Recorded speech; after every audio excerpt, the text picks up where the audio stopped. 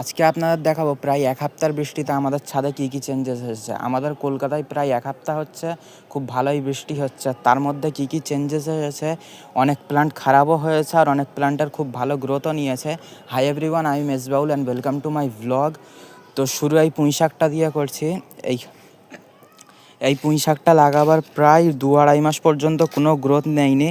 এটা যেরাম লাগিয়েছিলাম ওরামই ছিল। আর এইটা প্রায় 15-20 দিন হচ্ছে আমাদের কলকাতায় খুব ভালোই বৃষ্টি হচ্ছে। তার মধ্যে এটার যা গ্রোথ নিয়েছে, চারিদিক দিয়ে পুরো নতুন শুটস আর ব্রাঞ্চেস ছেড়ে পুরো ভর্তি হয়ে গেছে।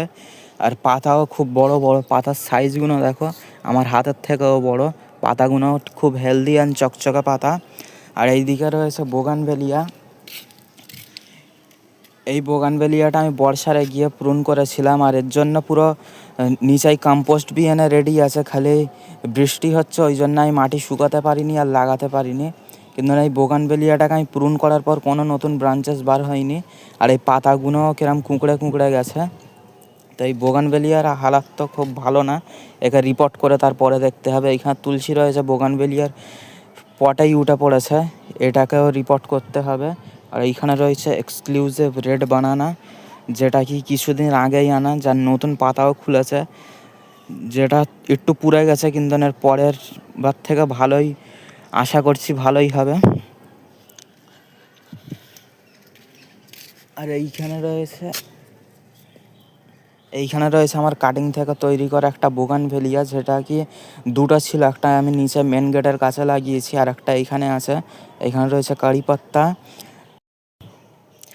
আর এই বোগানভেলিয়াটা পুরো মরেই গিয়েছিল, কিন্তু এইখান থেকে নতুন শুটস আবারও বার হচ্ছে, প্ল্যান্টটা ঠিক হচ্ছে।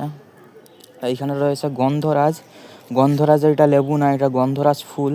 কিন্তু এটা আমি যখন এনেছিলাম তখন এর সাথে একটা কুড়ি ছিল, কিন্তু এটা ফোটেনি, এটা খারাপ হয়ে গিয়েছে। আমি গন্ধরাজের গন্ধ আজ পর্যন্ত এখনও শুঁইনি কি কিরম গন্ধ। কিন্তু এখানে একটা কুড়ি রয়েছে, এই ক্যামেরাটা নিয়ে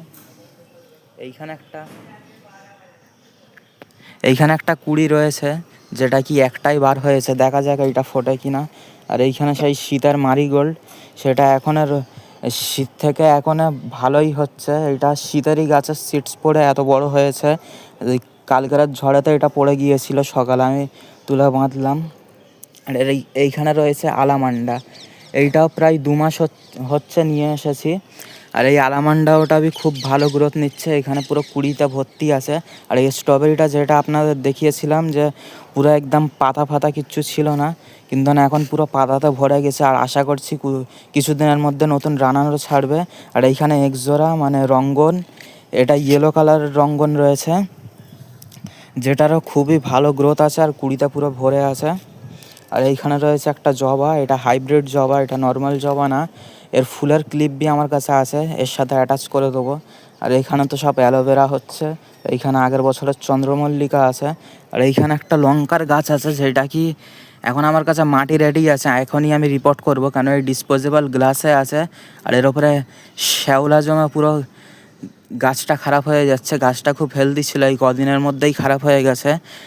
এই টবের মধ্যে আমি দিয়ে দেবো। এই টবে একটা বোগানভেলিয়া ছিল, যেটা আমি নিজেই মেন গেটের কাছে লাগিয়েছি।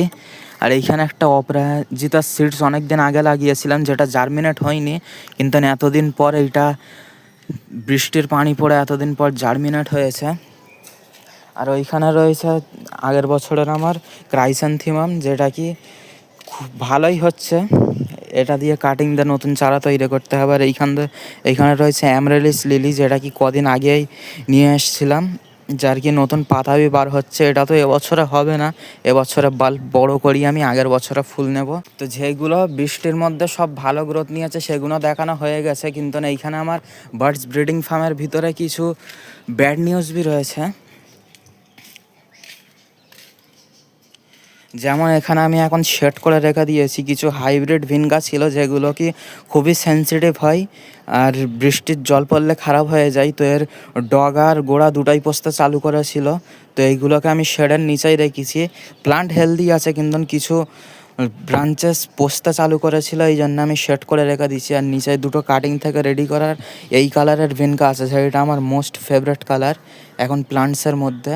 আর এইখানে পুরো এইগুলো হলো ফায়ার বল মেরিগোল্ড, যেগুলো পুরো ভরে আছে আমার টবেতে। সব জায়গায় পুরো সিডস পরে নিচে উপরে নিচে পিটনিয়া বি অনেক হয়ে আছে, যেটা কি পরে কোনো নেক্সট ভিডিওতে দেখিয়ে দেবো। তো ভুলে গিয়ে ভিডিও এন্ড করে দিচ্ছিলাম। এইখানে লঙ্কা গাছ লাগাতে বাকি, আমি ভিডিও এন্ড করে দিচ্ছিলাম।